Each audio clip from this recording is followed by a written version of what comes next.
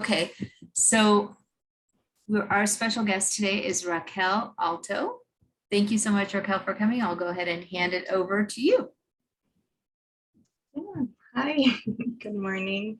My name is Raquel. I am a study coordinator for the UC Davis Alzheimer's Disease Research Center. And right now I am helping with the US Pointer Study, which is a national study being done in 5 different locations across the US. One of which is here in Northern California at the UC Davis Health Sacramento Center. And so today I just wanted to share more about the research that we're doing, the Pointer study, and also just some more information about Alzheimer's and things to look out for. So I'll go ahead and share my slides. Let me see.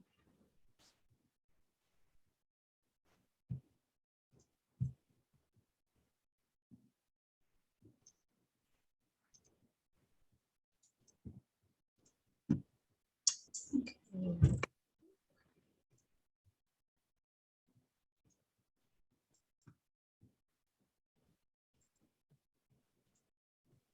Okay.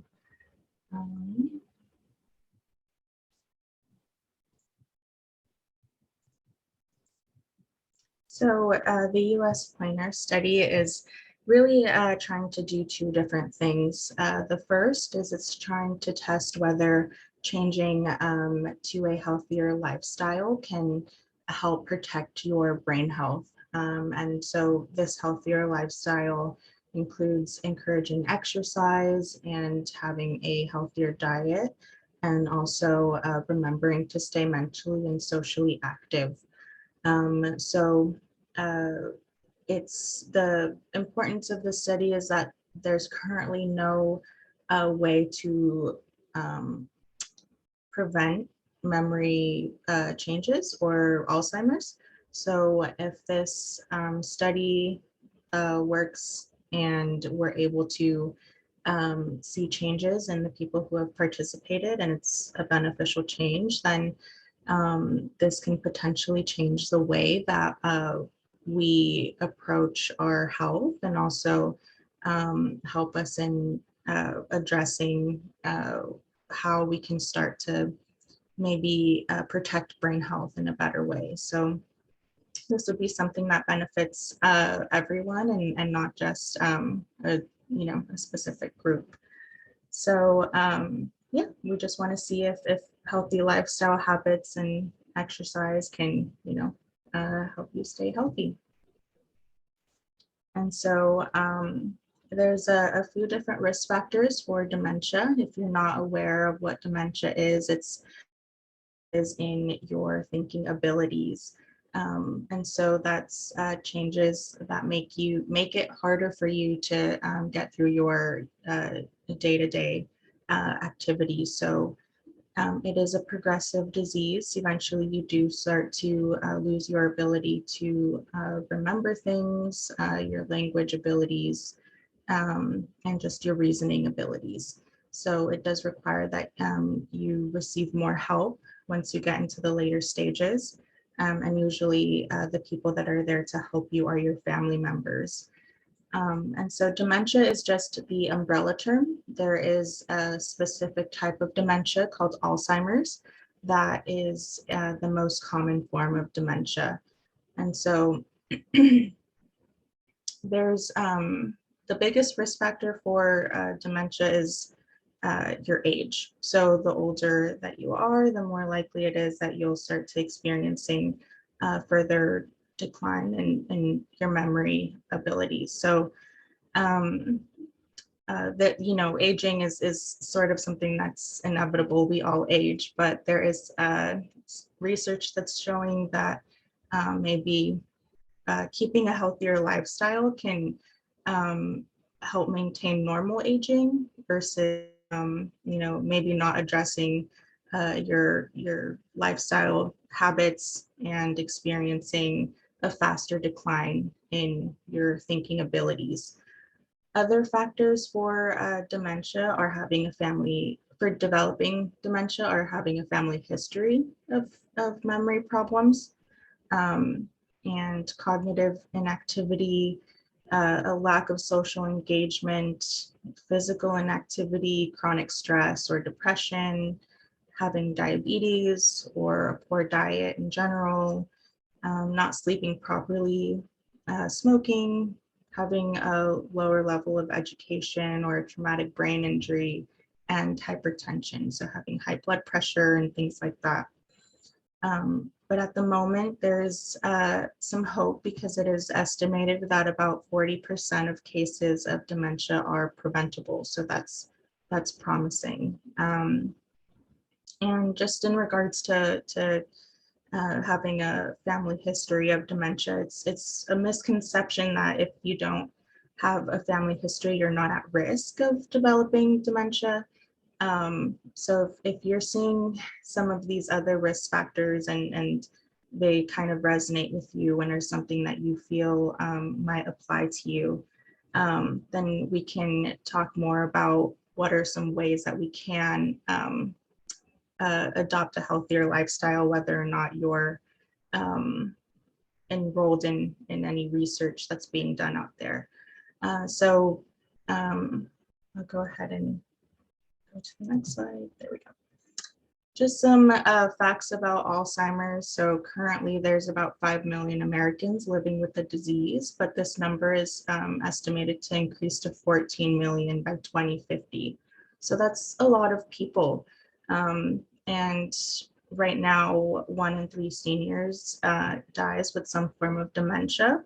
And even within the Latino community, Latinos are 1.5 times as likely to have Alzheimer's and related dementias.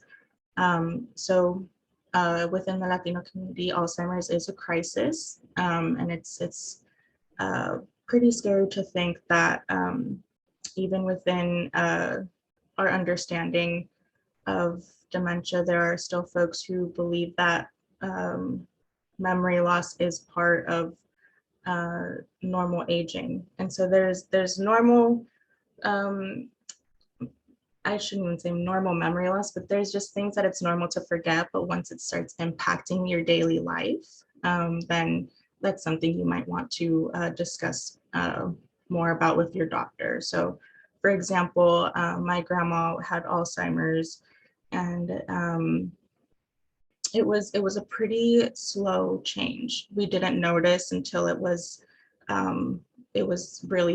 had really progressed. And so one of the things we started noticing that made us think maybe something wasn't okay with her was she kept forgetting the beans on the stove.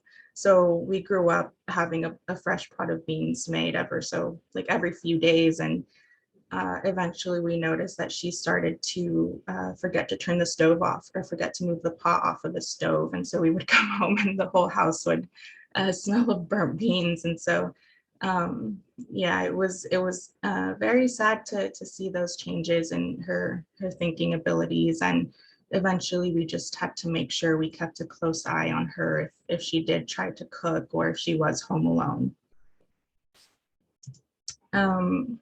Just some more information. Right now, there's about 16 million Americans who provide unpaid care for people who have received a diagnosis of Alzheimer's.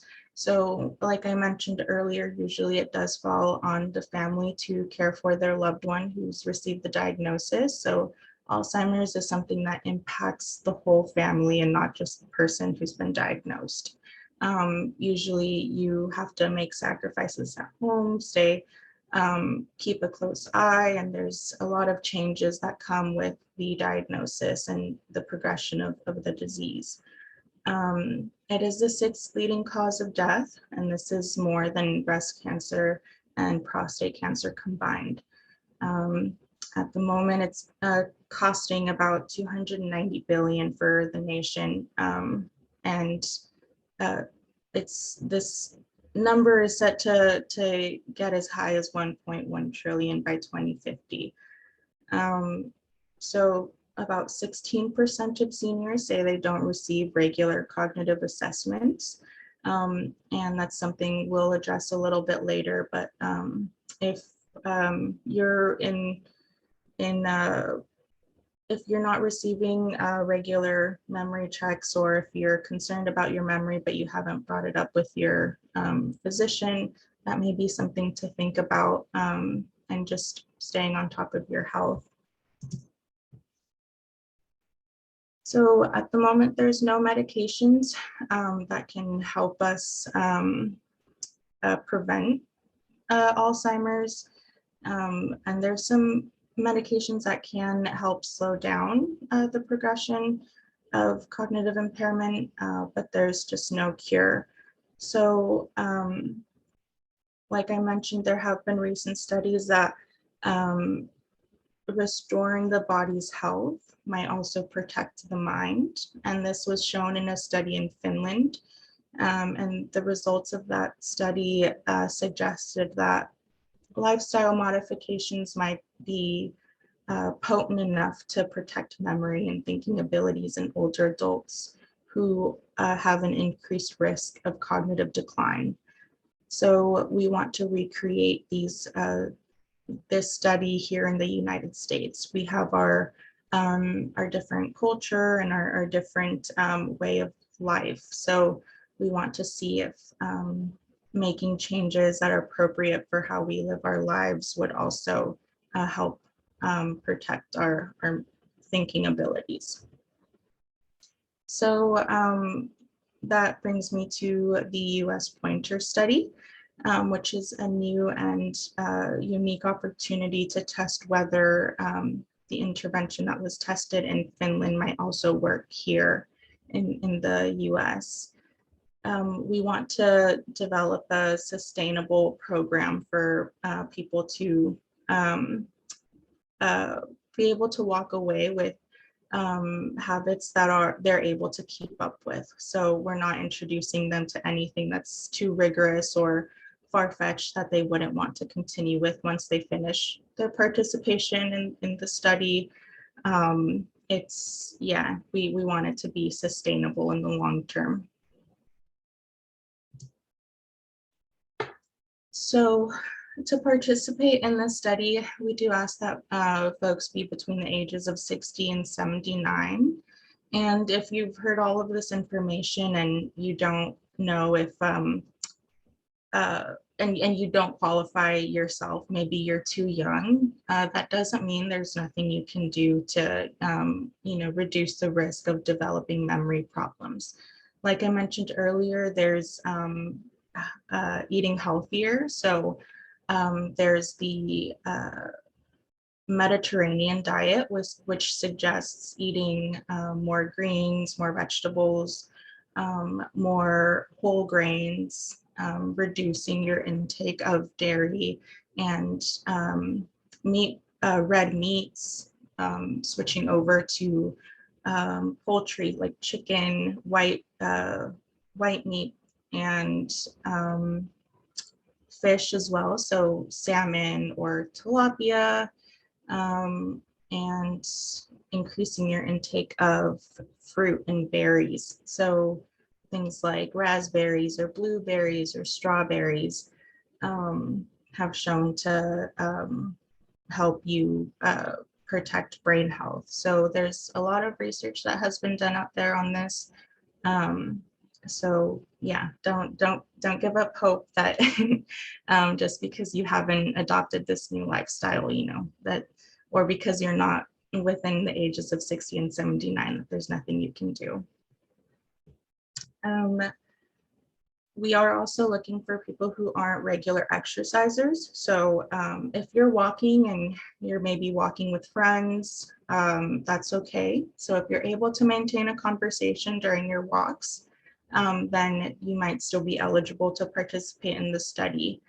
And if you aren't sure if your the exercise you are currently doing would make it so you can't participate, it's always good to just give a call and double check instead of automatically assuming that we won't allow you to enroll. We are also looking for folks who have normal cognition, so no memory impairment. If you have already received a diagnosis of Alzheimer's or dementia, then there are other resources that we can direct you to.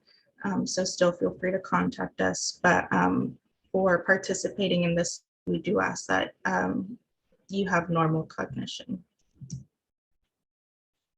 So if you have a family history of Alzheimer's, dementia, or memory loss, then that's also a good marker that you might want to participate in the study or look into some of the research that we've talked about. Let's see, and then there are some other eligibility criteria that we go over, but that's talked about in detail when you do call, and so you can you'll have the option to ask for eligibility questions during that call. So participation in the study does look a little different for everyone. They have two different programs that they're doing. So there's a self-guided program, and then there's a structured program.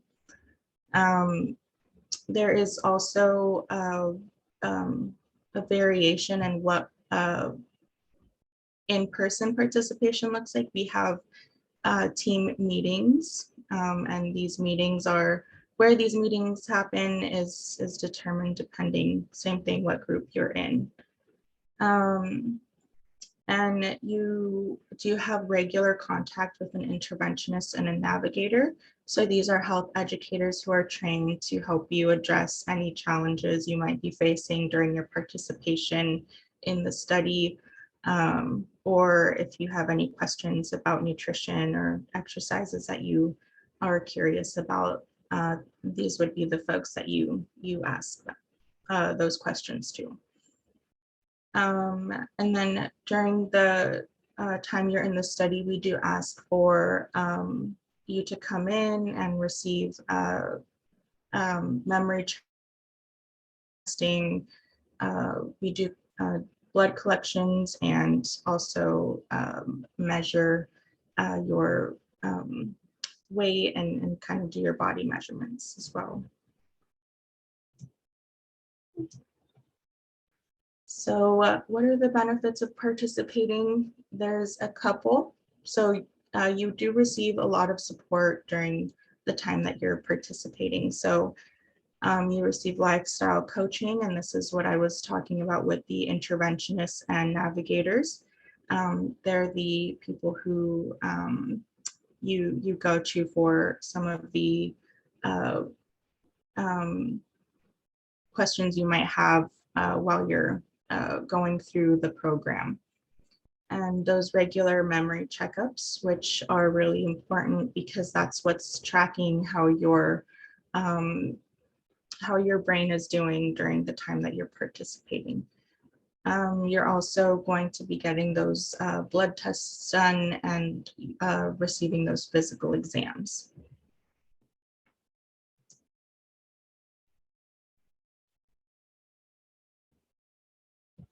So just to kind of recap what we went over, once you enroll, you're going to go through the screening process, which is going through those the information that makes sure you don't have any memory problems that might need to be addressed, or that you're that you have some of those risks for developing memory problems and things like that.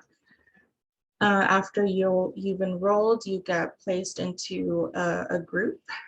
So it's kind of like flipping a coin. They aren't deciding actively which group you're going to be in. That's decided at random.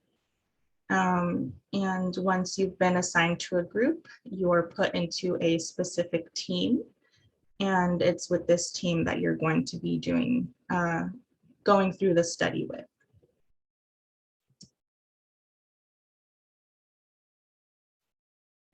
So there's no cost to participate in this program, and the way we've set it up is so that these team meetings are there as a source of support. aside from the interventionist and the navigator. So we just want to make sure that you're feeling motivated, or that you have people around you who are going to motivate you to make it through the program, and that you feel supported. And so if you aren't eligible to participate in the study, we also have a brain health education series that we're starting this summer. So this will start in July, and it's 45-minute classes that cover the importance of eating healthy and exercising and maintaining socially engaged.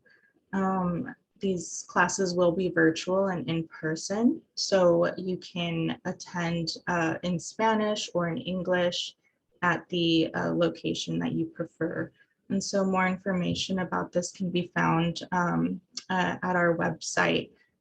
That's here on this slide, but we can also share it after the presentation.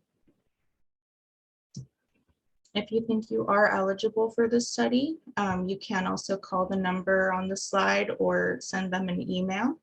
And if you know somebody that you think might be eligible, whether it's a grandparent or a parent, then you can always pass along the information, and or even just share their contact info with us, and we're more than happy to get in touch with them.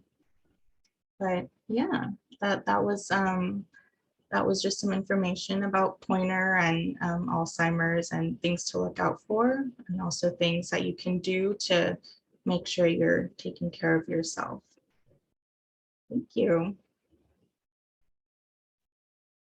Thank you so much, Raquel. That was really a lot of information.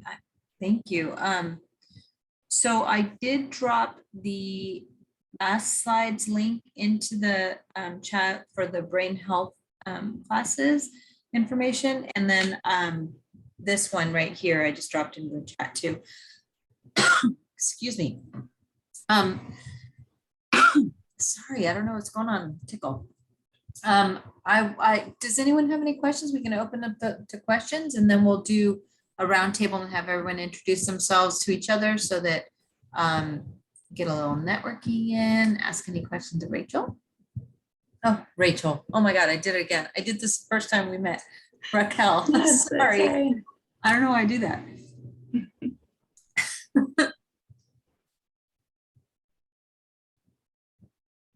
Okay, I don't see any questions currently, but let me ask a question.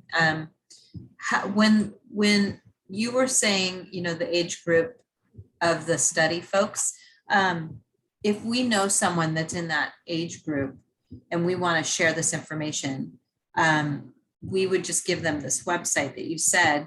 But my question is, how long, like, to tell them like what to expect if they participate in this, plan with the healthy eating and the exercise and whatever it is that you guys help them with.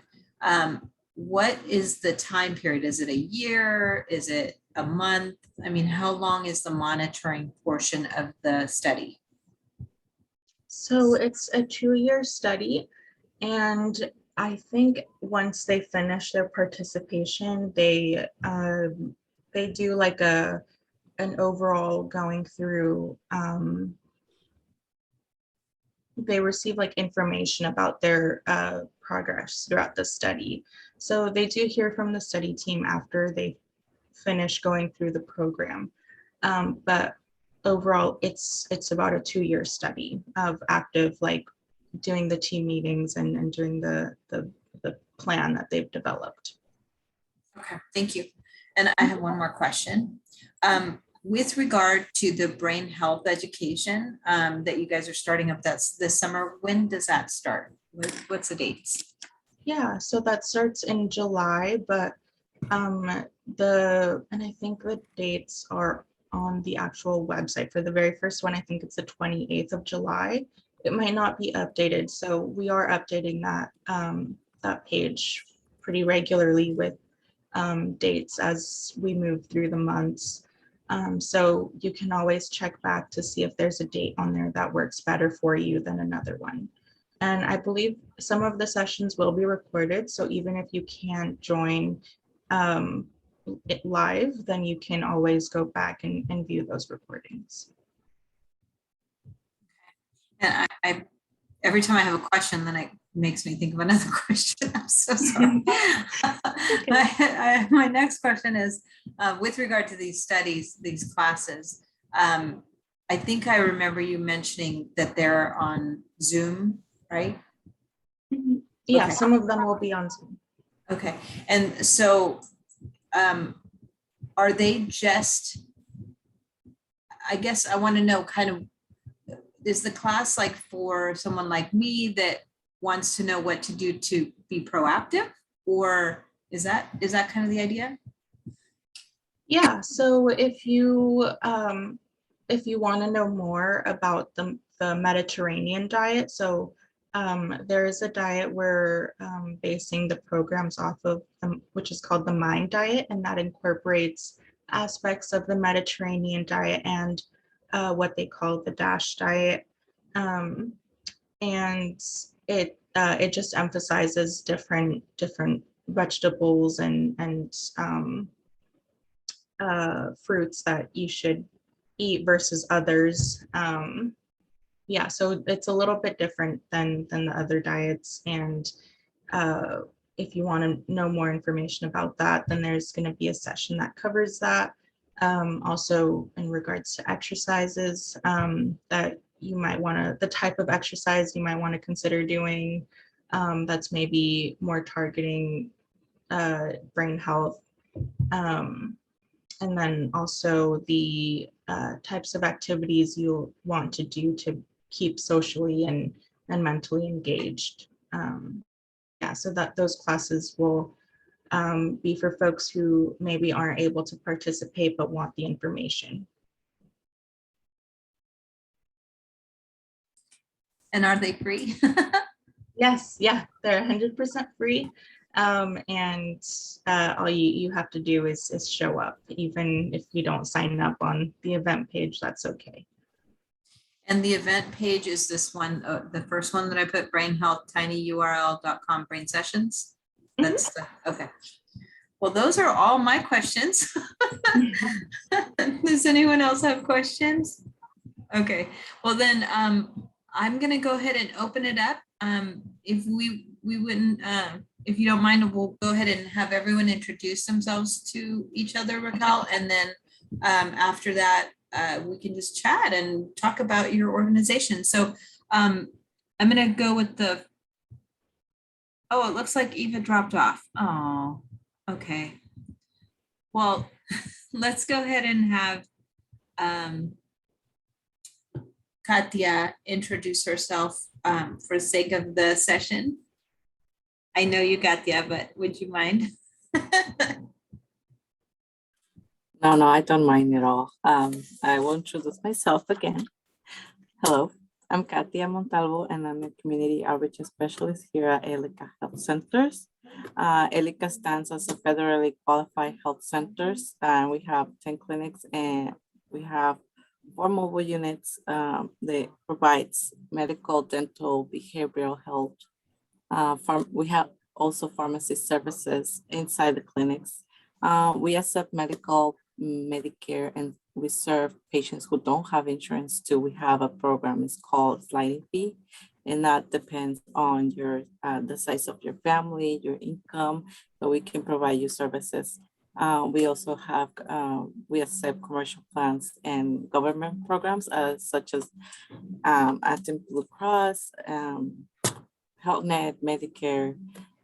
We have staff members who speaks multiple languages in all our clinics, and we help them with the documentation, and we can translate with the doctors. We share our information with all of you. I share my information with all of you in the chat. If you have any questions, I'm here to answer.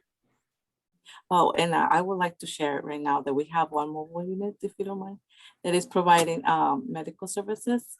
And I will share my flyer with you guys. Let me see. Yes, please. Thank you. Yeah, we provide in Monday. It's Monday through Thursdays, and that's in different locations. We're working with the Twin Rivers and San Juan School District, and we are providing services right now. So I'm gonna send the flyer to you guys through chats. Thank you. And would you mind sending it via email as well? Because sometimes when at the end of the session, I try to pull the links off of the chat and it Yes, doesn't always of work. course.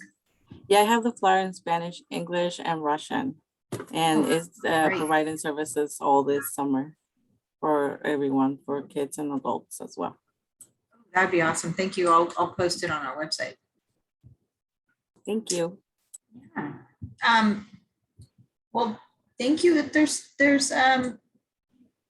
Eva dropped off. She must have had to go. I'm so sorry. I was looking forward to having her introduce herself.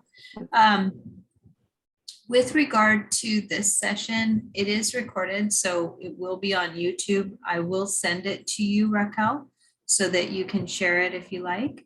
Okay. And Katia, the link to YouTube will be in the chat. I mean, not in the chat, in the follow-up email. So if you need it Thank as you. well, for any reference, you know. That's all I have today. Do you guys have anything else you'd like to discuss? Oh, I got the links. Okay. Yes, I just sent the flyers. Okay.